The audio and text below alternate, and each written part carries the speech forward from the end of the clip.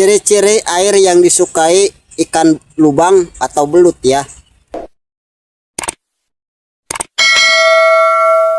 Nah, airnya dia seperti ini.